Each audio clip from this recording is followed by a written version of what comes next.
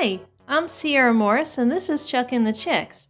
In this video, I'll be talking about are Bantam chickens right for you?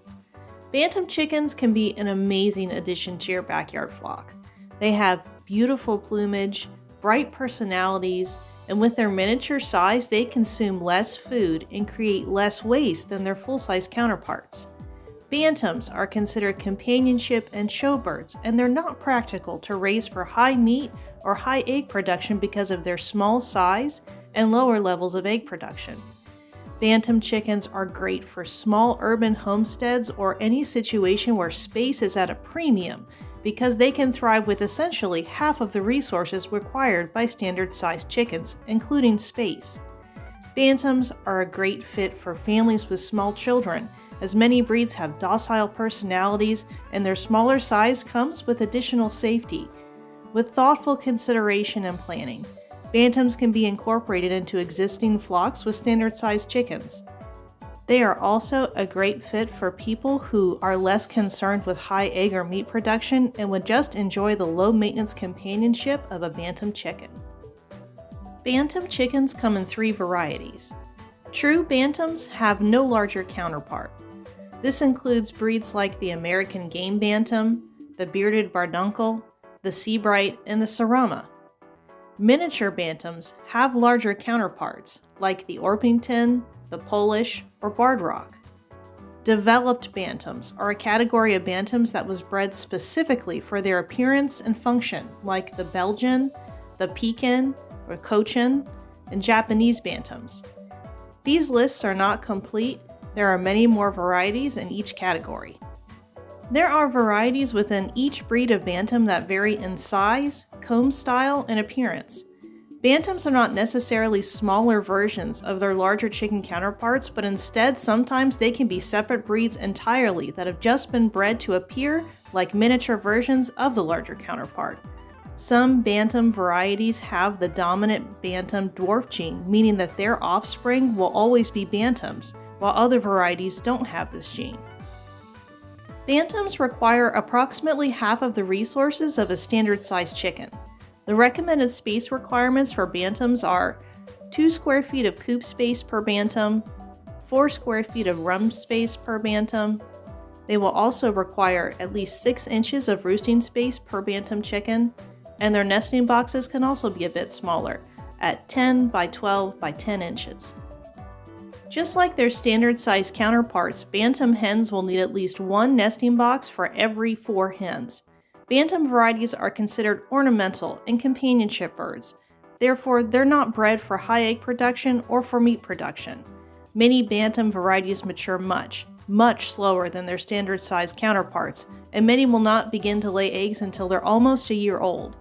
Bantam eggs are by nature smaller because the chicken is smaller. 3 Bantam eggs is considered the equivalent of 1 standard-sized chicken egg in recipes. Even though they're quite small, Bantam hens make excellent and devoted mothers to chicks of any size.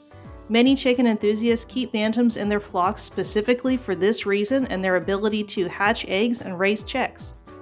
Bantam varieties are known for being quick, agile, and flight-prone, so if you'll be keeping Bantams in an urban setting or in any situation where you're concerned about them flying out of their safe and designated area, you should also consider constructing a wired enclosure for them.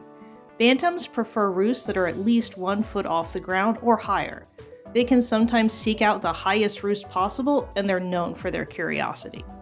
Feeding and watering Bantams requires food and water stations that are adjusted to their small height. If you have a mixed flock, varying levels of feed and water stations, as well as multiple food and water stations, makes it easier for your smaller flock members to eat and drink. It's also recommended to serve Bantams crumble-style or mash-style feed, as this is easier for them to eat with their tiny beaks.